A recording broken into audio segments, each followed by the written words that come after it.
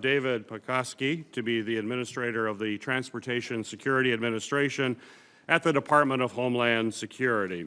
Administrator Pekoski, welcome back to the committee, and congratulations on another nomination for this position.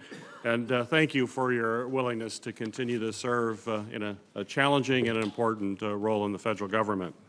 Over 20 years ago, the Transportation Security Administration was established in response to the September 11th terrorist attacks to carry out the essential mission of ensuring that travelers are both safe and secure. Since its creation, travelers have encountered TSA on a daily basis, most notably during the security screening process at our nation's airports. In fact, TSA currently screens over 2 million travelers each and every day. This is a significant undertaking, and it wouldn't be possible without our dedicated frontline TSA staff who work hard each and every day to ensure our transportation system safety, but especially throughout a national pandemic where they continue to serve with great honor. Administrator Pekoski, I'm thankful for your vocal support of the TSA workforce, and I look forward to working with you to ensure that our TSA officers receive the compensation and the benefits that they certainly deserve. As we discussed during last week's hearing, the threat to our homeland security posed by unmanned aircraft systems is rapidly growing, and I know TSA has requested explicit authorities to conduct counter unmanned aircraft system activities to maintain our transportation security, and I certainly support these efforts. I'm working on bipartisan legislation now to reauthorize and strengthen counter unmanned aircraft system authorities to better tackle this threat, which I plan to introduce in the coming weeks. As we work to protect travelers from threats in the sky, we must also focus on the travel experience on the ground. As chairman of this committee, I have long pressed the Department of Homeland Security and its component agencies to address concerns raised by communities, including Michigan's Muslim and Arab communities, about challenges they face during the travel screening process. Security of our transportation system is absolutely critical, but we must also ensure that TSA is upholding civil rights and civil liberties and the privacy of our travelers. I'm pleased that Customs and Border Protection has recently announced a new senior community relations manager to address these very unique concerns, but I'd like to see TSA take a more proactive step to be responsive to the affected communities and address these concerns as well. Administrator Pekoski, if confirmed for a second term, you will play a critical role in ensuring our travel screening procedures and standards, specifically the DHS Traveler Redress Inquiry Program, are fair and equitable, easy to navigate, and as transparent as absolutely possible. I look forward to working with you to ensure TSA can proactively protect travelers and our transportation facilities, and to hearing more from you about your vision for continuing the TSA's critical mission. Ranking Member Portman will be joining us shortly. We've got a lot going on all around the Capitol Hill right now. He will be here shortly, and we'll have an opportunity for an opening statement at that time. But now it's the practice of the committee to swear in witnesses, so if you will please stand, sir, and raise your right hand. Do you swear that the testimony that you will give before this committee will be the truth, the whole truth, and nothing but the truth, so help you God? I do. Thank you. You may be seated. Today, our witness is David Pekoski, who's nominated to serve a second term as Administrator of the Transportation Security Administration at the Department of Homeland Security. Administrator Pekoski oversees 60,000 employees, and it's responsible for security operations at nearly 440 airports throughout the United States, and the security of highways, railroads, mass transit systems, and pipelines. While at DHS, Administrator Pekoski also served as the acting secretary and as the senior official performing the duties of deputy secretary. Previously, Administrator Pekoski served as the 26th Vice Commandant of the United States Coast Guard and as an executive in the government services industry, where he led teams that provide counterterrorism, security, and intelligence support services to government agencies. Administrator, welcome back to this committee. Thank you once again for your service and your willingness to serve once again. You may proceed with your opening remarks. Thank you, Mr. Chairman, and good morning, Chairman Peters, Ranking Member Portman, and distinguished members of the committee. I have had the honor of serving as the leader of the Transportation Security Administration for nearly 5 years now, and it is my great privilege to be before you today to be considered for a second 5-year term as Administrator. I thank President Biden for renominating me for this important national security position, and also thank Secretary Mayorkas and the entire DHS team for their support during this process. I deeply appreciate the support my family provides me in this position and throughout my career. When President Biden announced my renomination, one acquaintance said to me, "That's a tough job. Why would you want to do it again for another 5 years?" The answer to this is simple. I want to continue to support the amazing TSA workforce. The TSA workforce is exceptional, and during my time at TSA, they have performed at a high level amid challenging and historic circumstances. Whether it is transportation security officers, federal air marshals, inspectors, or all of the TSA employees who support them behind the scenes, I am immensely proud to be part of an organization laser-focused on protecting our nation and its transportation system. They are a dedicated, committed workforce. Our transportation security officers interact with millions of people every day and perform a critical national security function for our nation. Their watch never stops. They came to work without pay during a 35-day partial government shutdown in 2019. They staffed the checkpoints when much of the rest of the country remained home amid the onset of the COVID-19 pandemic. And transportation security officers have been an important part of the recovery of air travel that we are seeing this year, especially this summer. Similarly, our federal air marshals protect the nation during shutdowns, pandemics, and other high-level incidents. They do so with a level of professionalism and integrity that serves as a model for the entire TSA family. Our workforce is an inspiration to me and totally deserving of our full support. That starts with funding the President's fiscal year 2023 budget request, which provides pay equity for TSA employees and finally puts them on an equal pay footing with the rest of their counterparts in the federal government. If confirmed, I will continue to do all that I can to advocate for and hopefully implement pay equity. I will continue to work hard to ensure the TSA workforce is well prepared to meet the challenges of the next 5 years and beyond. TSA does not do its job alone. Our mission success is directly dependent on the cooperation between the agency and its myriad of partners. In aviation, we continue our strong partnerships with our critical stakeholders, the airlines, the airports, state and local governments, other federal agencies, foreign governments, and of course, pilots and flight attendants. Equally important are the growing partnerships that we have with the surface transportation sector, where TSA works closely with the oil and natural gas pipeline, passenger and transit rail, freight rail, trucking, and bus industries.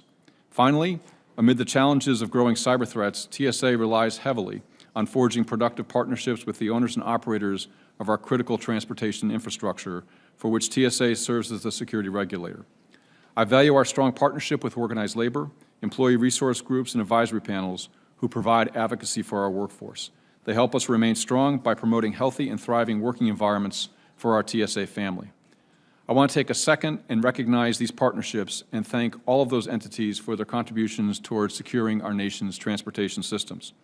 If confirmed, I will do everything I can to make sure that TSA maintains and strengthens these important partnerships to ensure that our pursuit of the highest level of transportation security works in tandem with the facilitation of trade and commerce in the transportation system.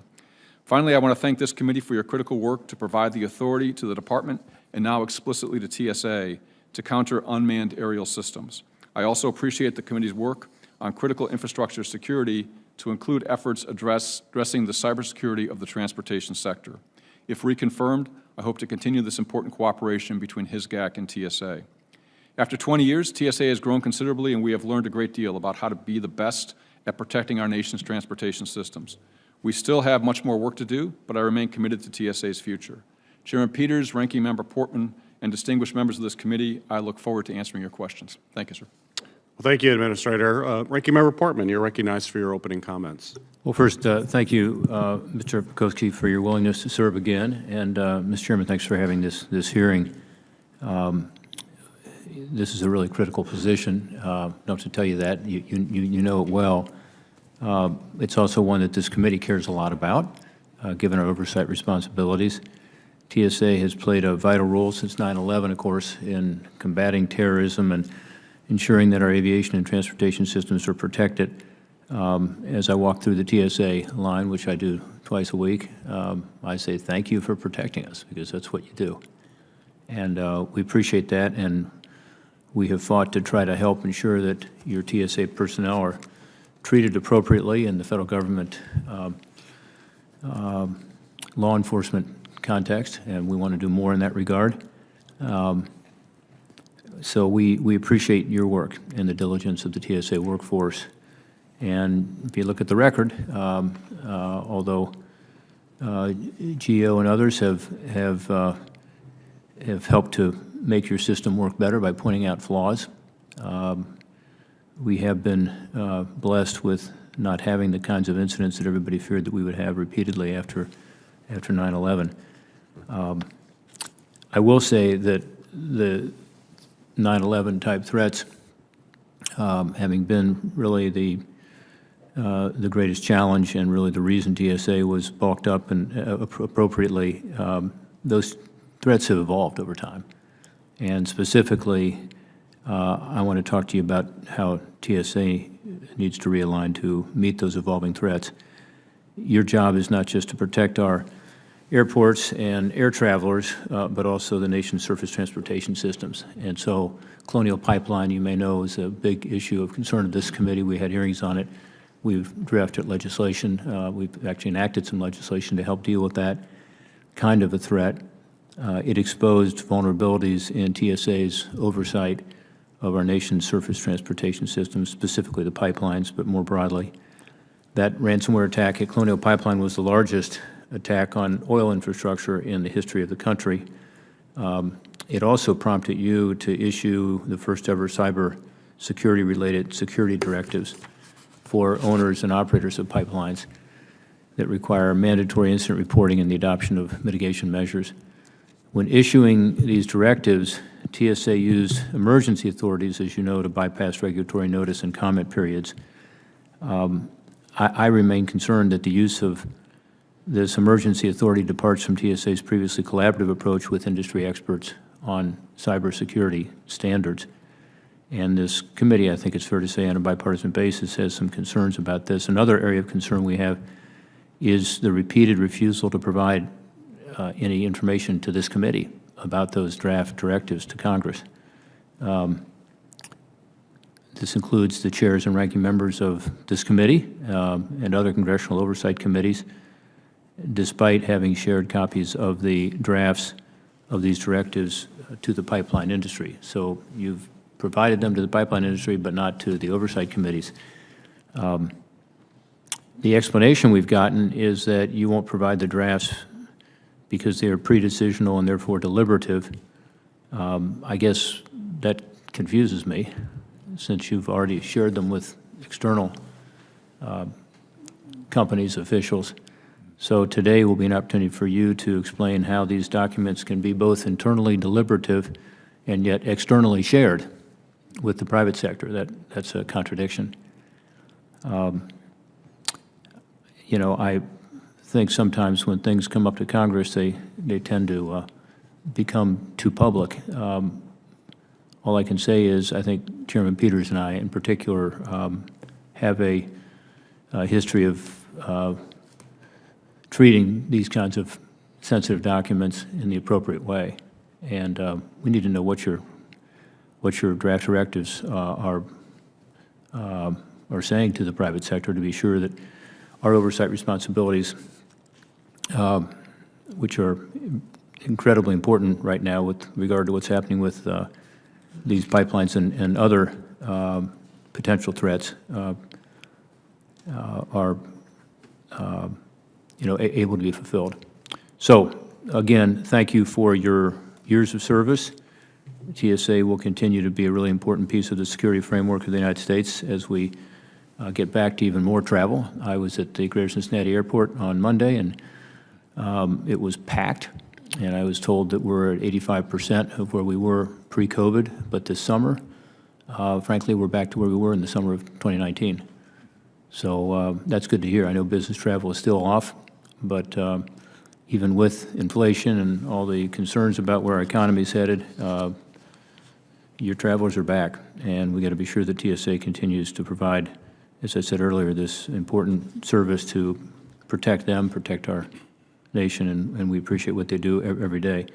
Again, thank you, Mr. Chairman, for holding this timely hearing, and I look forward to further talking about this draft directive. Great. Thank you, Ranking Member Portman. There are three questions that this committee asks of everyone who comes before us. I will ask you, Administrator Pekoski, if you could just respond briefly with yes or no to each of these questions. First, is there anything you are aware of in your background that might present a conflict of interest with the duties of the office to which you have been nominated? No, sir. Second, do you know of anything, personal or otherwise, that would in any way prevent you from fully and honorably discharging the responsibilities of the office to which you have been nominated? No, sir. And lastly, do you agree without reservation to comply with any request or summons to appear and testify before any duly constituted committee of Congress, if you're confirmed? I do. Great, thank you. Administrator Pekoski, you and I have spoken at length about concerns raised from the Muslim and Arab American communities and about many of the TSA implemented lists and policies and programs that can lead to additional screenings at the airport. We can both agree that that security for the airline travel is of the utmost importance, and that's something I'm focused on 100%, as I know you are. But there are also multiple documented cases of individuals remaining on these lists for over a decade, even though there is no evidence whatsoever that they pose any sort of threat. So my question for you, sir, is please tell me what steps you're taking to address concerns that these policies disproportionately impact communities and certain communities and have done so for at least 20 years. Yes, Mr. Chairman, thank you very much for raising the issue and for our conversation last week. And this is something that I really do want to address completely and fully, because I think it's very important for an agency that has security responsibility that directly impacts 2+ million people every single day in the United States to have the trust of that traveling population, to know that the procedures we have and the processes we use are fair, equitable, consider civil rights, liberties, and privacy concerns of every single traveler. I commit to you that I will do everything that I can, which is substantial, to address this issue. Yeah, you mentioned in your opening statement the designation of a direct report to provide input, and I fully endorse that idea. We do have an Office of Traveler Engagement within TSA that is a direct report to the administrator, but I do want to make sure that we ensure that those lines of communication are robust to the point of, rather than waiting for somebody to come to us, that we have a regular scheduled engagement. The other thing that I promise to do is to visit the communities in the state of Michigan and the state of Minnesota, to introduce myself to those communities and to begin to establish a relationship with them at my level, in addition to the relationships that exist at other levels within the agency. I want people to feel that if they have a question about how TSA processes their security, that we listen carefully, we get the facts that are there, and then make sure when we go back that we aren't unfairly causing additional process to any particular traveler. The other thing, sir, that we discussed that I am already looking at is in our communications with travelers through the TRIP program, through the redress program, I think we can improve what we communicate back to passengers to clearly explain what the letter says and what it means and what it doesn't mean for them. And so, sir, you have my full commitment to address this. I know Commissioner Magnus was up in Michigan just recently. He came back, had a very, very good experience up there, and I look forward to partnering with him and the Secretary to present a DHS team that can begin to address this problem completely. Well, excellent. Good to hear that. I appreciate your commitment, and we'll look forward to hosting you in Michigan in the near term. Thank you for your willingness to do that. As our nation continues to recover from COVID-19 pandemic, TSA's frontline staff, as you're well aware, continue to work tirelessly to ensure that our system remains safe and secure. However, significant parts of the TSA workforce I think are underpaid relative to other similarly situated federal employees. and other agencies, which has impeded TSA's ability to retain the qualified workers that are so essential for us. So my question to you, sir, is I appreciate your support of a proposal in the President's budget to address this longstanding inequity that would provide our frontline TSA staff with an increase in their base pay. But I'd like you to address what is the impact of this compensation and benefit disparities on our frontline TSA workforce, and why do we need this action in order to rectify this situation? Yeah, Mr. Chairman, this is my #1 priority as the administrator currently, and if confirmed as my administrator going forward, is to fix this pay issue. As you mentioned, our frontline transportation security officers, the uniformed officers that travelers see every time they travel through a security checkpoint, on average, they get paid 30% less than their counterparts in the rest of the federal government. That's fundamentally unfair.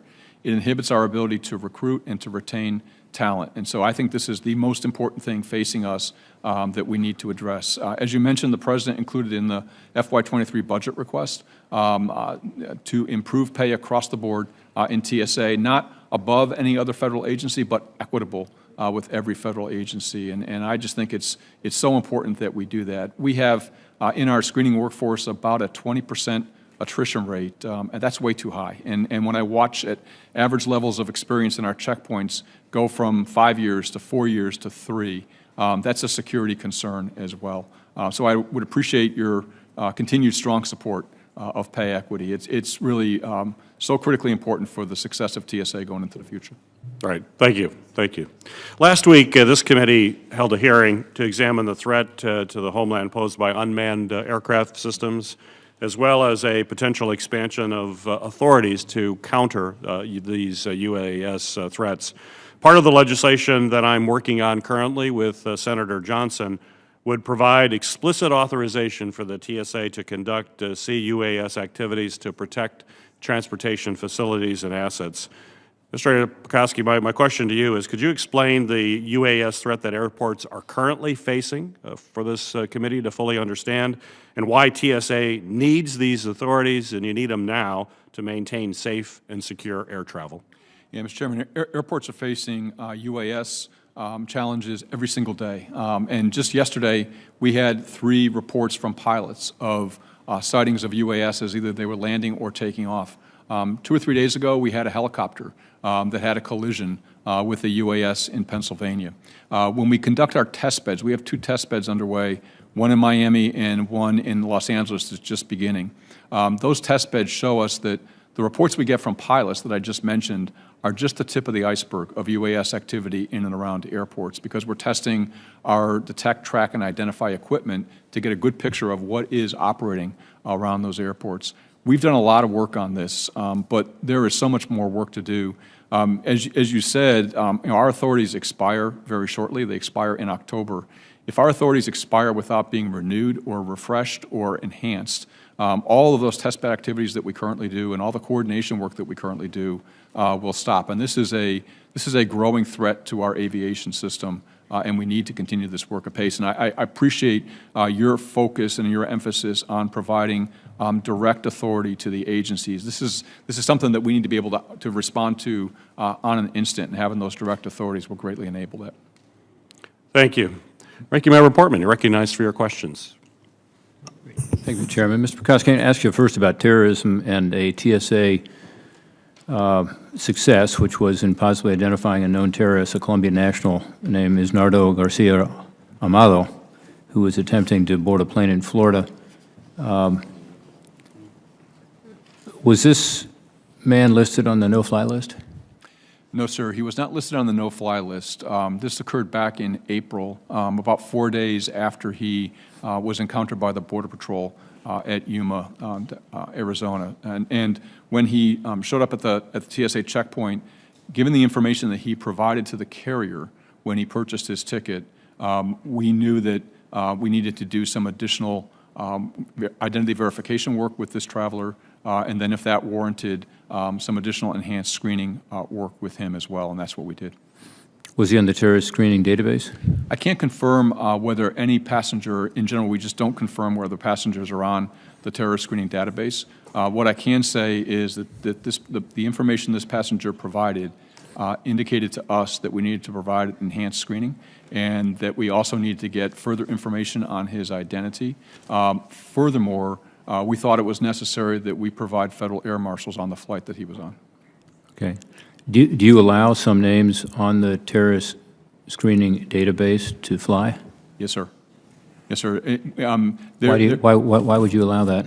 Because we don't think that those passengers present such an immediate risk as to be catastrophic to an airplane in flight. But we have concerns, and we feel that we can mitigate those concerns through our screening process and, where appropriate, through the presence of federal air marshals on the flights.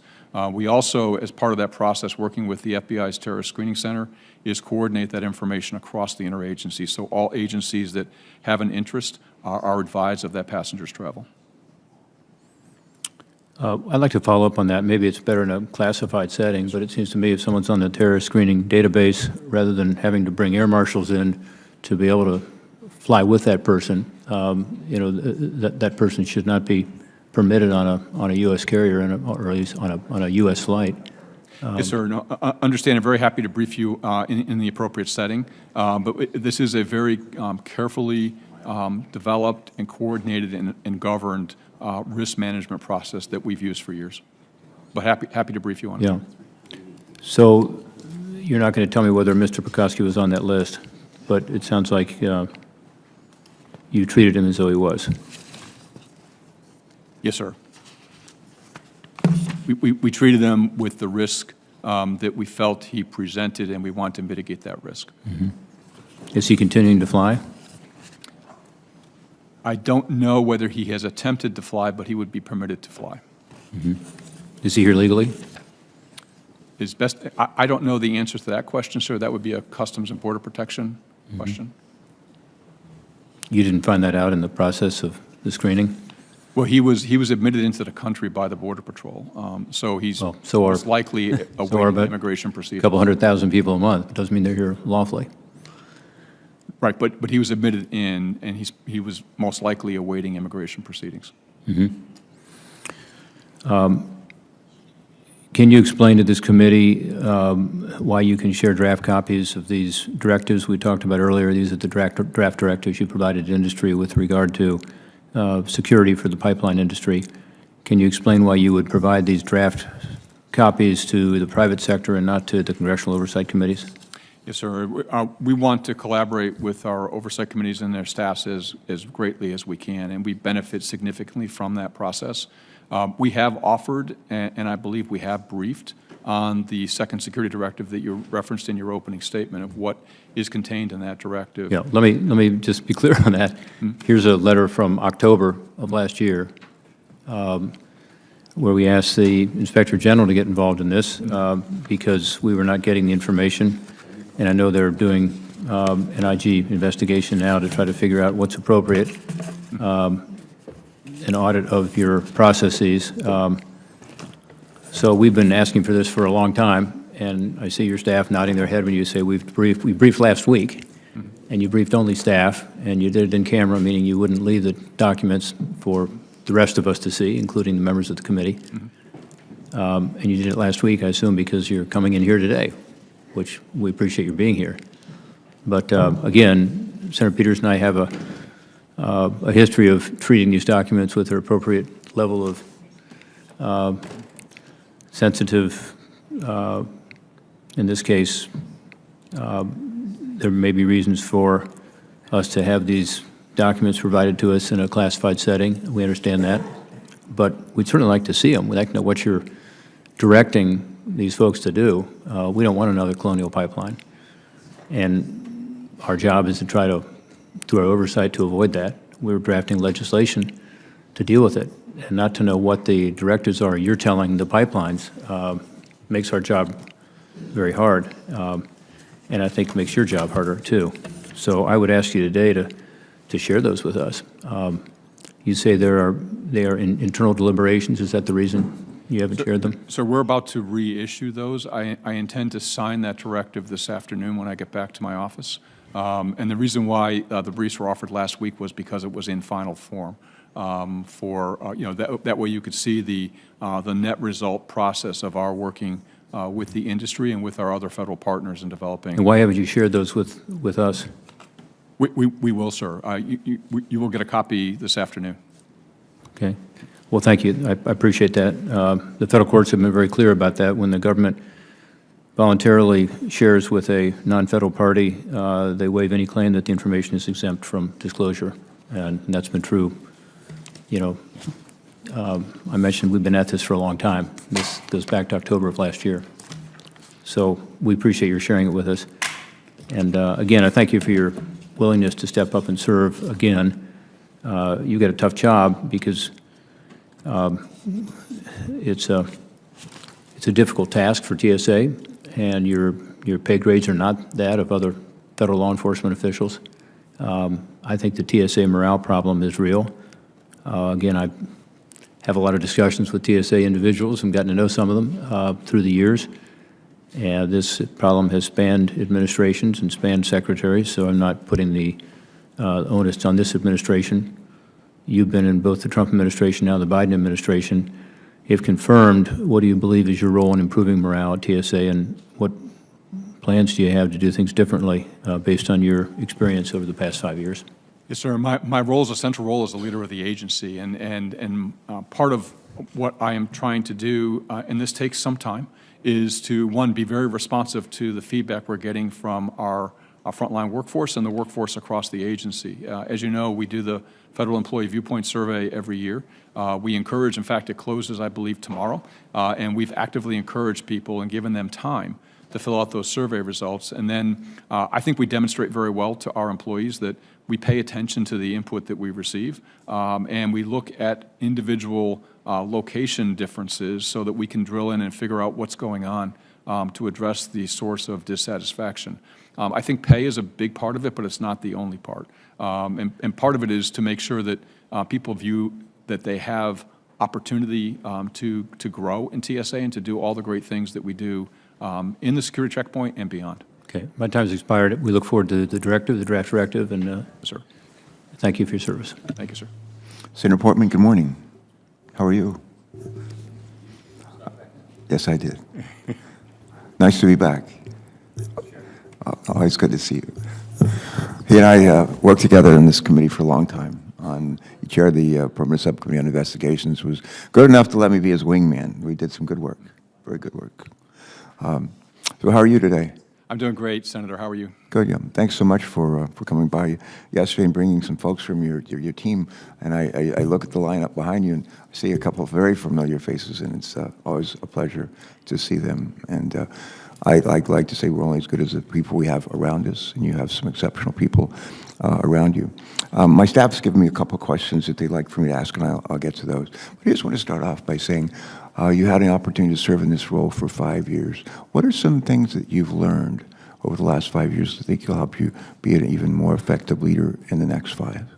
Yes, sir. Every day is a learning experience in TSA because the agency is incredibly complex. You know, we talked about in the chairman's opening statement that we're known primarily for aviation security, but even just that sentence understates the scope and the scale of what we do, because aviation means airlines and airports. It means cargo facilities that screen cargo before it gets on board aircraft, et cetera. So it's a very complex job. I endeavor to be as close to the front line of TSA as I possibly can, because I don't want to be in a setting like this speaking to the agency's process and have folks that work in TSA hearing me say that going, okay, he doesn't have that as right as we wished he would. So I want to be a credible voice for my workforce. As I said in my opening statement, sir, and we talked about this in your office, I'm humbled by the tremendous workforce that TSA has, and I view my primary responsibility is to support and enable them and to give them the tools and the technology they need to get the job done. And they serve us proud. All right. Thank you. I want to talk a little bit about Innovation Task Force. I recall, I think it was in 2015, the Transportation Security Administration created an Innovation Task Force. I think it was for a couple of reasons. One, to foster innovation, also to improve the passenger experience while trying to ensure that the agency stays ahead of the very dynamic threat environment in which we all operate and live. You have stated that this task force is collaborating, I think, with industry, with airlines, airports, equipment manufacturers, and others to try to find and deploy the very best technology to further improve security and improve the passenger experience.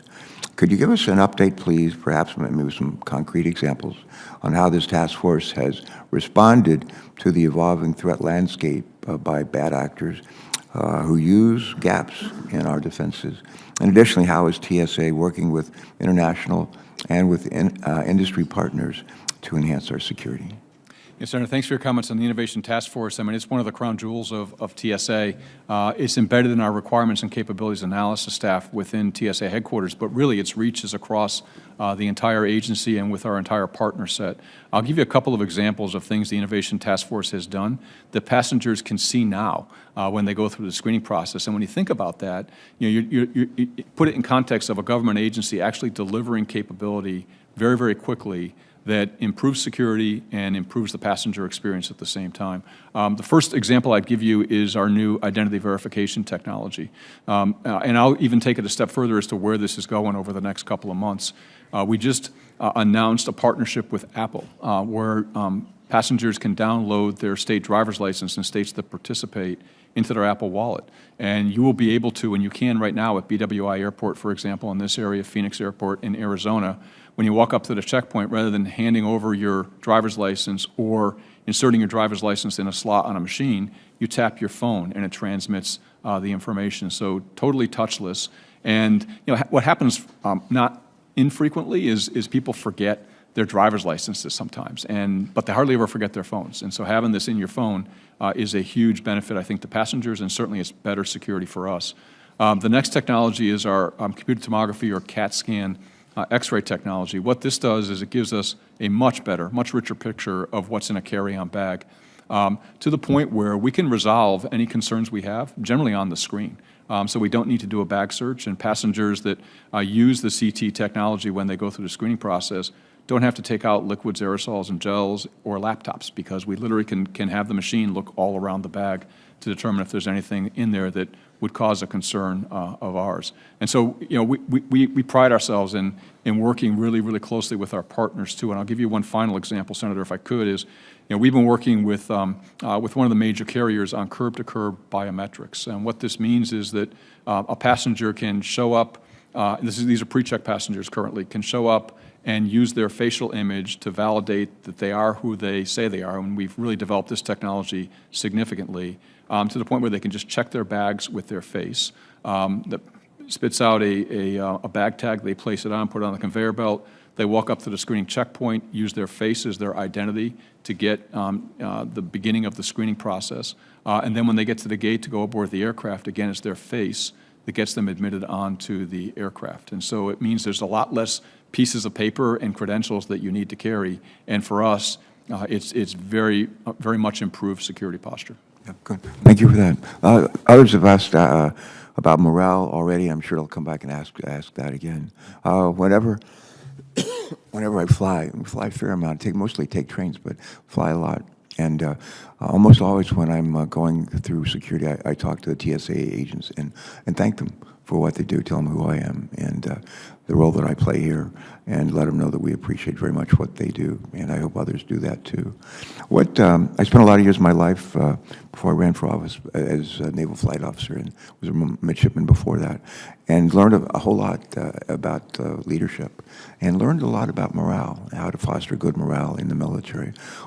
You've had great leadership opportunities in Coast Guard. What are some lessons that you learned there in those years that you're able to put to work now? And Sure, I'm going to ask you to be fairly succinct. But yes, sir. Thank you for your service. I would sum it up in presence. You need to be present with your workforce. They need to see you there and to see that you're engaged in the work that they do and you understand it. Second is communications. I mean, we always say, and I'm sure you experienced this when you were in the Navy, every after-action report says communications could have been improved. We could pre-write that. So let's get ahead of that as much as we can and continue strong communications. And finally, one of the things that I think is so critically important to the smooth functioning of an organization is that everybody feels included. Nobody feels feels excluded, and everybody feels that they have the opportunity that their counterparts have, and I really want to foster that as I continue on, if confirmed. Okay, those are all good. Mr. Chairman, I reluctantly relinquish the gavel. Well, thank you for your great service. It's a good thing I don't get paid by the minute. That would not have been much. Very good. So, Senator Hawley, you're recognized. Thank you very much, Mr. Chairman. Mr. Pekoski, thanks for being here. I've got some questions for you, and to be frank with you, I've got some concerns about your record. Let's start with your decision to allow illegal immigrants to use arrest warrants as a form of ID at TSA checkpoints. In response to a congressional inquiry on this, you responded, I'm going to quote you now, TSA established a process where it will accept certain DHS-issued forms for non-citizens and non-U.S. nationals who do not otherwise have acceptable forms of ID for presentation at security checkpoints. And then you went on to list the forms that TSA would accept that included a warrant for arrest of an alien, a warrant of removal or deportation, the order of release on recognizance, an order of supervision, a notice to appear, an arrival and departure form, which included a printout of an electronic record, or an alien booking record. Now, I wrote to you on January 31st of this year asking you about this. Have you responded to this letter yet? No, sir, we have not responded, but I will I didn't respond. think so. I will respond tomorrow. Okay. Right after today's hearing. It's amazing how that works. Well, actually, I saw a response earlier, and it didn't meet. Do I have the response? No, you don't, but you'll have it tomorrow. Right after today's hearing. Maybe we should have more of these hearings. We may get more. This is July, isn't it? I sent it to you in January. That's a very long time to respond to a letter that is 2.5 pages long. So let's just see if we can get some answers now. How many individuals have presented TSA with arrest warrants or deportation notices and were permitted to travel in this calendar year? Under 1,000, sir. How does this policy comport with 18 U.S.C. 1325, which criminalizes improper entry into the United States by an alien? So these individuals that have these arrest warrants, those arrest warrants were issued by the Border Patrol or a customs officer, and they serve as a beginning to our identity verification process. So you can't walk up to a checkpoint, wave that form, and then you go right through into screening. We go through a process to verify that you are the person that you claim to be, and that you are receiving the level of screening, which always includes enhanced screening when people don't have the proper identification. So if somebody who presents an arrest warrant is subject to an in-person interview with the airport's federal security director? They have an interview with the officers that are on scene at the checkpoint, but that's not all that's happening. What those officers are doing are they're talking to When you say the officers on scene at the checkpoint, what are we talking about? the transportation security officers, the uniformed officers at the checkpoint. Okay, but not the federal security director. They will bring in the federal security director if needed. Well, why would that person not be needed if you have someone who's an illegal immigrant? Right. So we aren't looking at whether a person is legal or illegal in the country. Our function is to make sure that. Why not? Because our role is to make sure that people that might pose a risk to transportation that's significant enough to either require enhanced screening or to not allow them to fly, that the proper. So your position is someone who is known to have violated the laws of the United States does not thereby need enhanced screening? You're not concerned about this person as a security threat? Sir, there are people every day that violate the laws of the United States that fly. We look for things that are related to transportation security. And you don't think someone who is by definition, somebody who presents a warrant for arrest, you don't think that necessitates enhanced screening? They get enhanced. All of those individuals get enhanced screening. You just told me that it doesn't necessarily involve any interview with the federal security director, and you also said that you may well let them get on airplanes. And in fact, you've allowed at least 1,000 people to get on airplanes this year, calendar year alone. Right, but enhanced screening and getting on an airplane are two very different things. You know, you can. So I just don't understand why you have. I mean, I think for every person watching this hearing who has experienced the TSA screening process, it can often be very onerous. It's very long, and in fact, under your tenureship, the times for screening have gone up at airports all across the country, including in my home state of Missouri. St. Louis is now the 6th longest screening process in the country, despite the size of our airport there. People who have done absolutely nothing wrong, are law-abiding citizens in every respect, are subject to the most invasive screenings at these airports. Yet you're allowing illegal aliens to present warrants for arrest and waving them onto airplanes. How does that make sense? Not doing that, sir.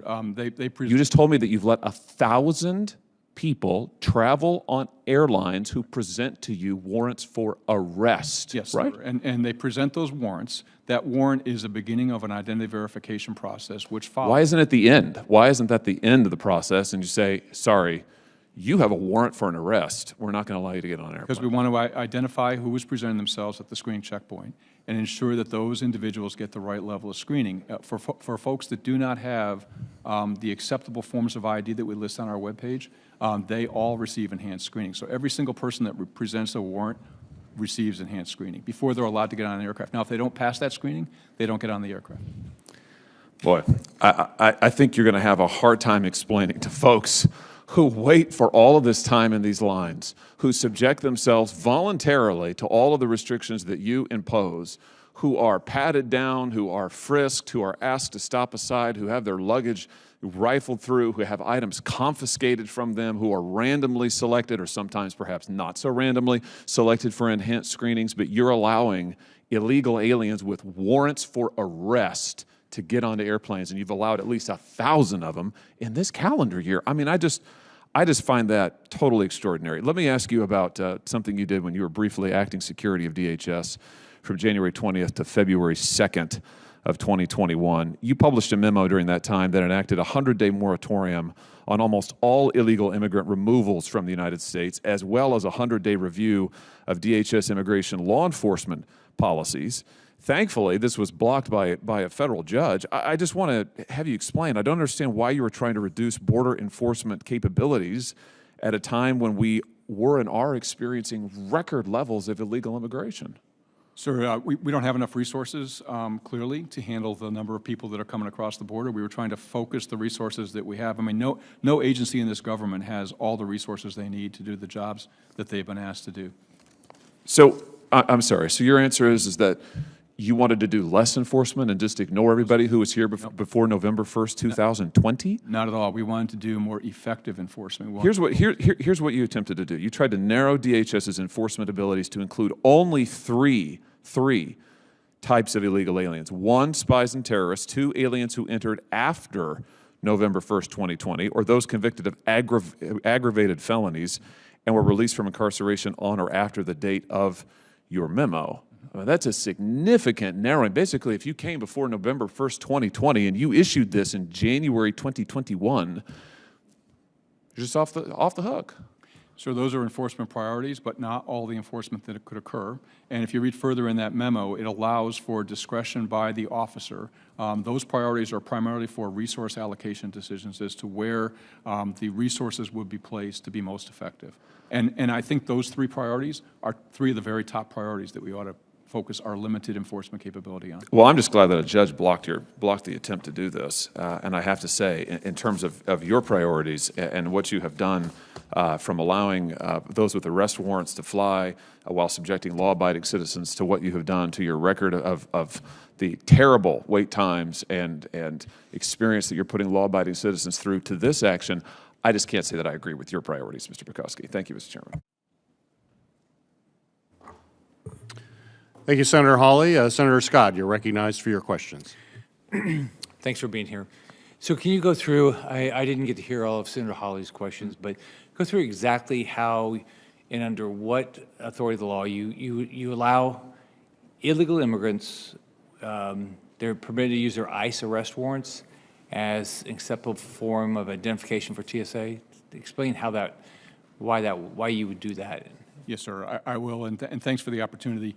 That ICE arrest warrant is not a criminal warrant in the common term that most people would interpret it to mean. What it means is that this individual has encountered ICE, and ICE has released that person and given them this document as a form of beginning an identity verification process, like for TSA. And so when ICE issues these forms and that person chooses to travel, they make a reservation with the carrier as they normally would. They come into the screening checkpoint, they show us that form. That begins an entire process where we work to verify their identity. Essentially what we're looking to do is to ensure that this is the person who claims to be in front of us. And we've advanced this quite a bit over the past year and a half, to now we're working with Customs and Border Protection we use biometric identification. So sometimes when these individuals approach the checkpoint, already with a reservation, we do a biometric facial scan. That app that's on an iPhone will return us a result that, yes, this person was encountered by Border Patrol or a Customs field officer, and they were paroled into the country, and we verify their identity biometrically. So they've been checked against the terror databases at the... Have you been down to the border? Yes, I have. Yeah. So my trips down there, everybody throws their ID away before they come across the border. Okay, so I've not experienced where people have come over with their ID. So how, so what you just said doesn't seem like that's the way it would work. How could anybody ever verify who they are? So they use biometrics, so either a facial image or a print. So we have it from Mexico or Venezuela? No, we have it from the individual, sir. And so the individual provides their biometric.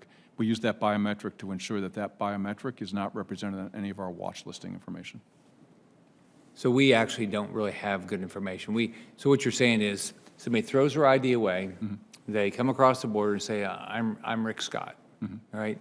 And then they say, I'm Rick Scott, here's my information. Border Patrol has no background because Cuba's not going to give it to you, or Venezuela or Nicaragua, right? And then they use that to get on the plane. So that person who might not have identification encounters the Border Patrol.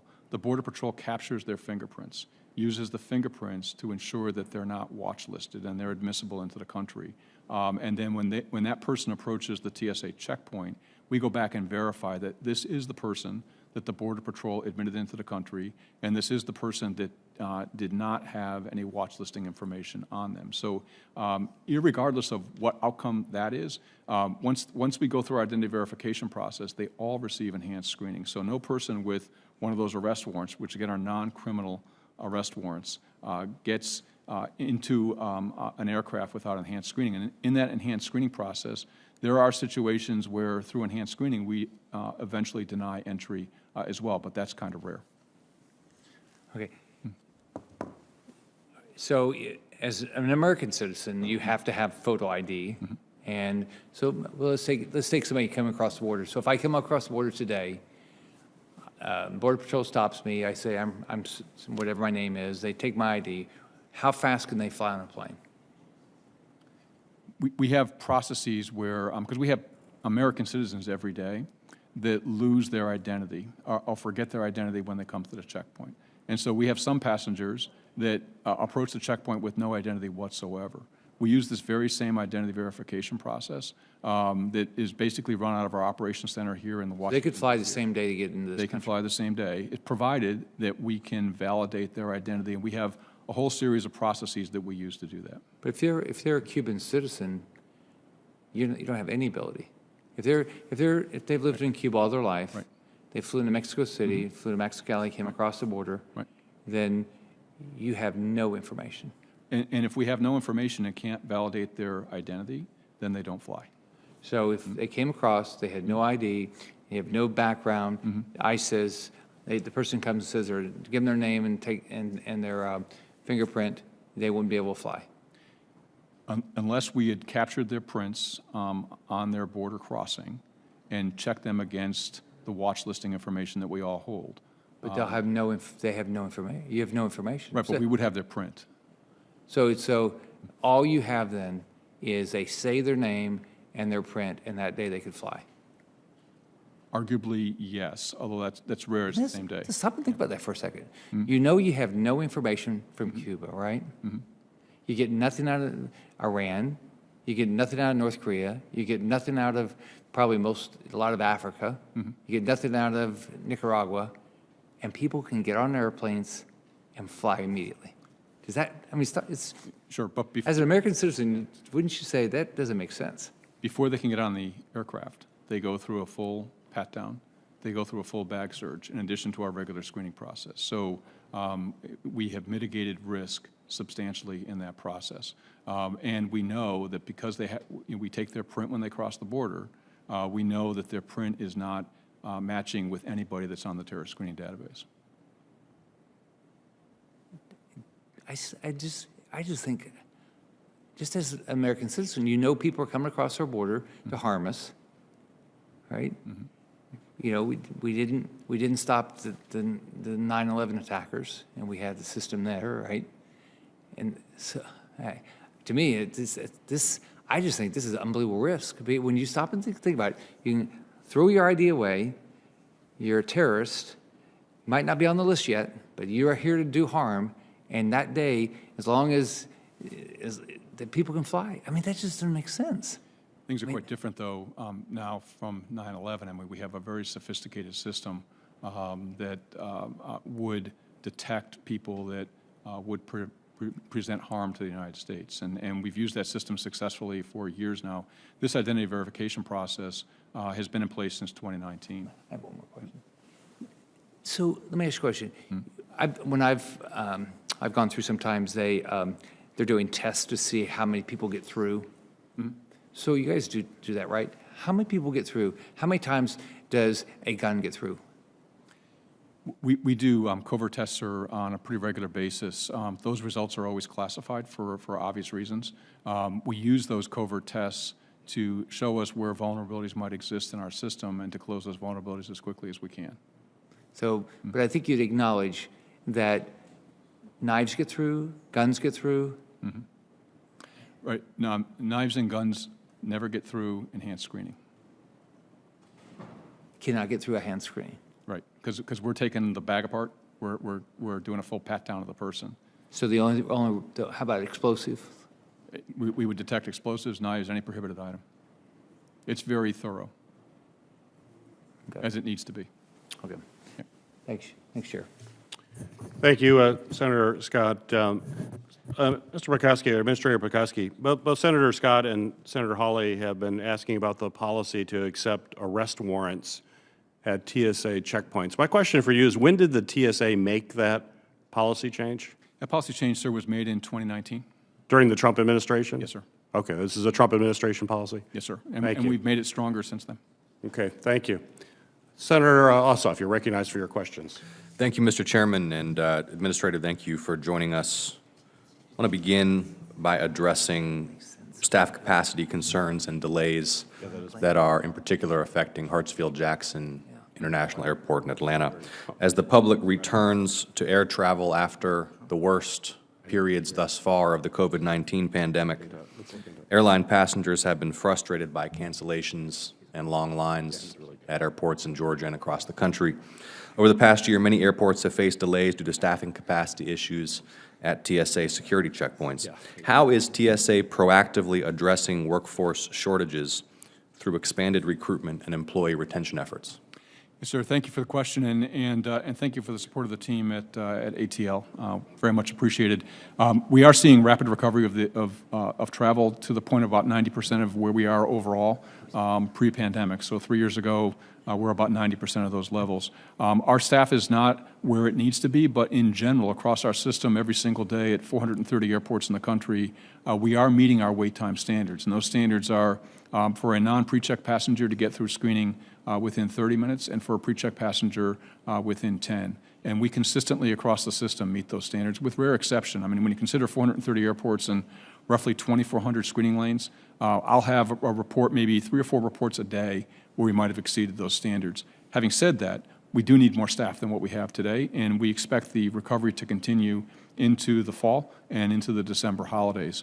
We've done some great work in providing incentives to keep, well, first you got to keep the great employees we currently have, and so we provided more incentives to keep current employees in TSA.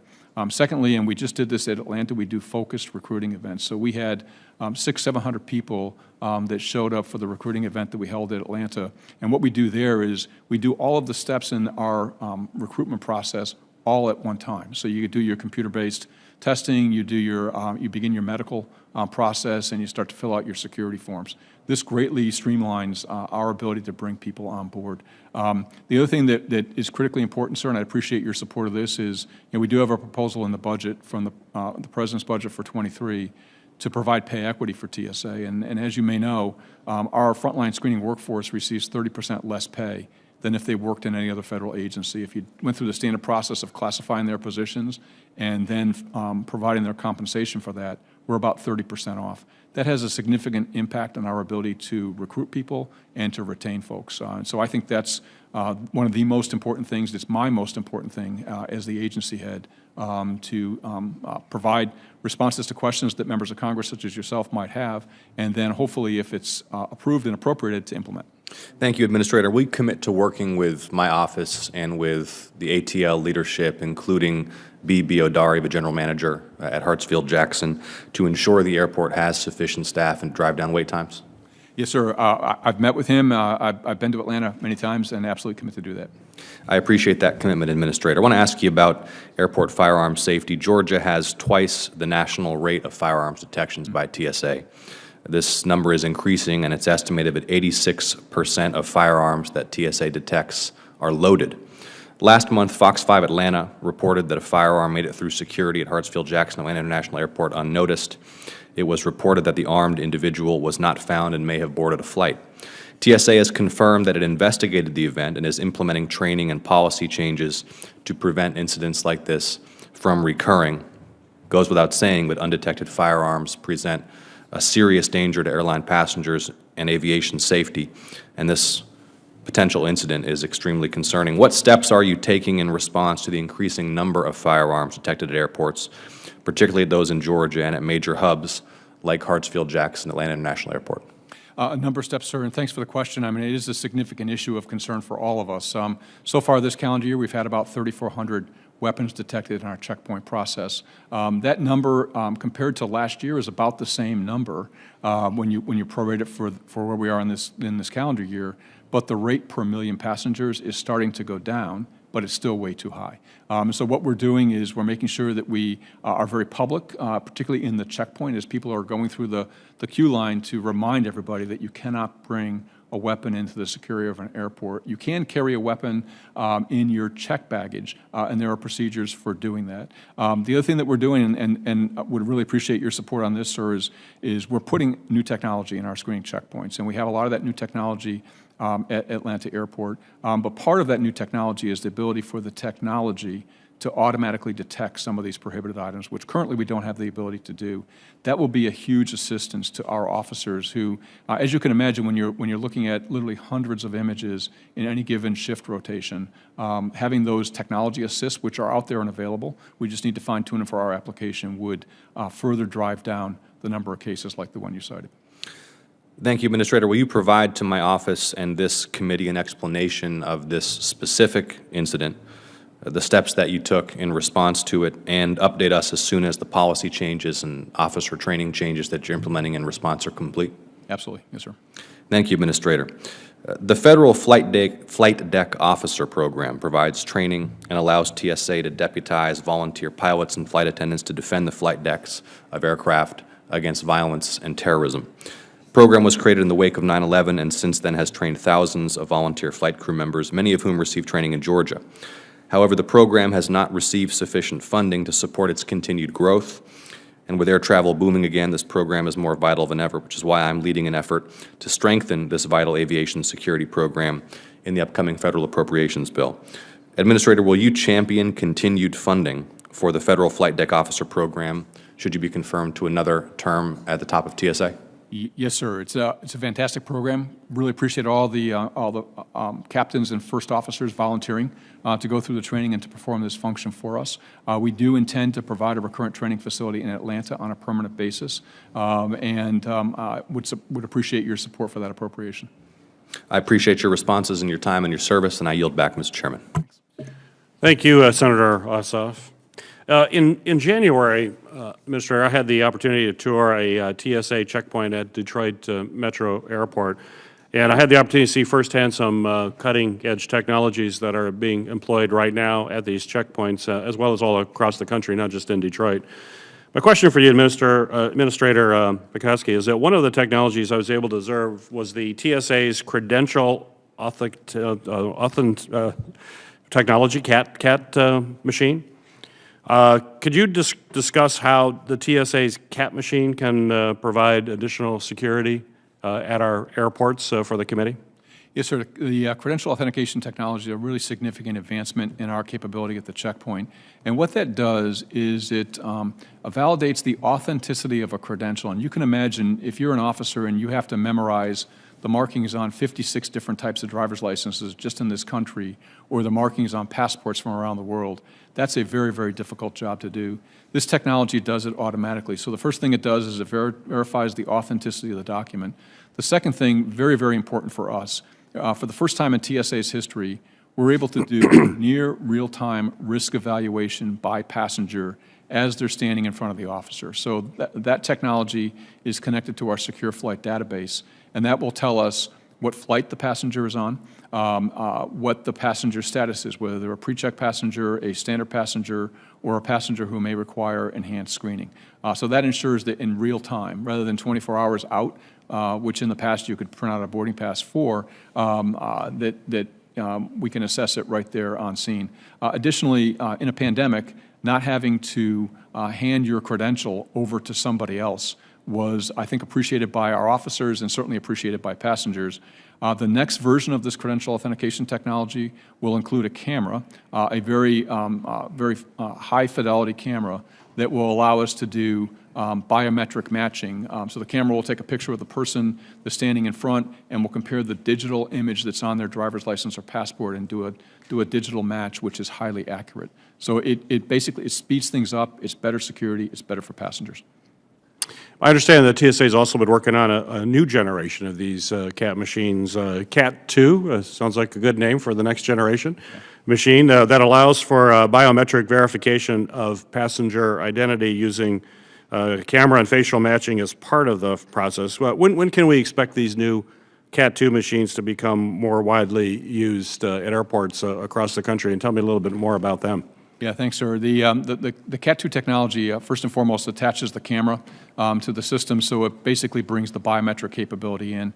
Additionally, the CAT 2 technology has the ability to read a digital identity. So if you're using a mobile driver's license that's now provisioned on some Apple devices and soon will be on some Android devices, you can use that digital identity in the screening process. The CAT 2 system right now is in the prototype stage. We expect to reach full operating capability somewhat distant into the future, because we've just rebaselined this program. So the initial idea behind the CAT program was that it would be just at the largest airports in the country. We've since reassessed that and determined to put it at every single airport in the country. So at the current funding levels, that won't be completed for a good long time. That's why my focus is on getting the capital account of TSA at a level more commensurate with where we see the need to close security gaps, which CAT does. Great, thank you, Administrator. Senator Rosen, you're recognized for your questions. Thank you, Chairman Peters. Appreciate you waiting for me. And thank you for your willingness to serve. Let's talk a little bit about transportation cybersecurity. TSA, you have an enormous and complex responsibility of securing the nation's transportation system from both physical and, of course, cyber threats. And so with cyber attacks on American transportation infrastructure, well, they're escalating in both frequency and severity. Earlier this year, Senator Wicker and I wrote to both DHS Secretary Mayorkas and Transportation Secretary Buttigieg requesting information about their respective agencies' security-related processes to detect, to prevent, and to respond to these cyber threats. And so, as you know, TSA recently announced new security directives and guidance for measures to strengthen cybersecurity across the transportation sector. Additionally, you mentioned when we met in my office last month, the TSA is going to start to more robustly regulate cybersecurity, especially at airports for airlines and also for the freight rail systems. So, Mr. Administrator, would you talk about what the future TSA cybersecurity efforts will look like? If you're confirmed for another term, and really, do you have the resources, does TSA have the resources it needs to properly address the cybersecurity threats to our nation's critical transportation system? What do you need from us? Thank you, Senator. I appreciate the question, and you're right. I mean, we've placed a lot of effort, particularly over the past year plus, on cybersecurity across critical transportation infrastructure in the country. We began with the oil and natural gas pipeline system, issued 2 security directives last year to do a couple things. And one of them is very consistent with what this committee has long championed, and that is cyber reporting. So we require significant cyber incidents to be reported to CISA, who then distributes them throughout the interagency. And then in July of last year, we put a series of measures in place that required those companies, 97 companies out of 3,000, to put these measures in place over the course of the ensuing year. We are about to issue today, and I will send you a copy of what we issued today, a revision to that second security directive that changes the approach. It allows what's currently been done to continue, but if owners and operators want to more tailor their cyber approach to their own business model, it gives them the flexibility to do that. So we're going from a very prescriptive, measures-based approach to a performance-based approach, which we think will be well-received. We know it will be well-received by the industry because we've gotten some very good feedback from them. And this will be a template for our approach to rail and for aviation in the future.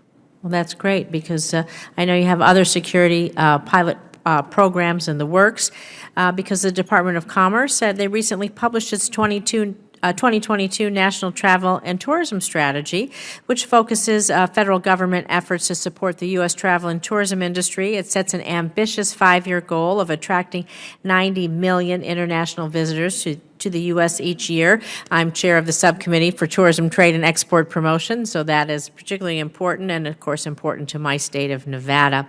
And to reach that goal, the national strategy contemplates harnessing the efficiencies at TSA checkpoints, and specifically that one-stop security pilot program. And my Omnibus Travel and Tourism Act, we like to refer to it as the tour bus, includes the one-stop security program that would allow passengers and baggage arriving from certain foreign airports to not to have to go through additional screening. They bypass that second round if the last point of departure airport has screening commensurate with that in the U.S. So during last week's Commerce Committee, we talked about how might the creation of the one-stop security pilot program support your mission, support TSA's mission, and what do you think about that? And considering some of the new technologies that have emerged in the travel space, what contactless booking, QR codes, all of those things, what are you thinking about to make the travel experience a little bit more efficient, maybe pleasant? Yes, Senator Rosen, and we always want to make the travel experience, one, from my perspective, more secure, from FAA's perspective, more safe, absolutely more efficient, and a better passenger experience for all the travelers going through our system. One-stop security, I appreciate your championship of that program. It improves security. It means that flights from airports that we have a one-stop agreement with are more secure, more commensurate with U.S. standards than they would otherwise be. And additionally, it provides great facilitation for those travelers once they arrive in the United States, because they would not have to go through screening again in the United States, because we would establish commensurate security levels at those last point of departure airports. It has a significant technology piece to it as well, because that will mean that we synchronize our technology and our standards of performance internationally, even more so than we do today. I'd also like to highlight, Senator Rosen, because you touched on it, is Harry Reid Las Vegas International Airport, a tremendous airport. It is the home of our TSA Academy West, and they've also provided us an entire checkpoint that we've termed our innovation checkpoint. And so if you go into that airport, you've seen this, you see our very latest technology, and the benefit there is we can actually bring passengers through our most recent technology and get a gauge for how are they interacting with it, what do they think about it, so we can calibrate along the way. So I appreciate your support of that as well. No, thank you. I appreciate that. And any thought about using QR codes or some of the other newer technologies, biometrics and those? Yes, ma'am. We are moving very, very rapidly to use biometrics because it is better for security. It's much more error-free, and it's touchless and frictionless for passengers. We are working very closely with American Airlines on a QR code digital identity that is showing great promise already. So couple that with the mobile driver's license work we do. Those are two different forms of digital identifications, better for passengers, much better for us from a security perspective, and quicker. Thank you. I appreciate it. Thank you, Mr. Chairman. Thank you, Senator Rosen. Administrator Pekoski, I'd certainly like to thank you once again for joining us here today to discuss your nomination to serve a second term as TSA Administrator. If confirmed, I certainly look forward to continuing to work with you on all the issues that we have discussed here today, and we'll always welcome you back to the committee to discuss these issues in public as well. The nominee has filed responses to biographical and financial questionnaires, and without objection, this information will be made part of the hearing record, with the exception of the financial data, which is on file and available for public inspection in the committee offices. This hearing record will remain open until 12 p.m. tomorrow, July 22nd, for the submission of statements and questions for the record. This hearing is now adjourned.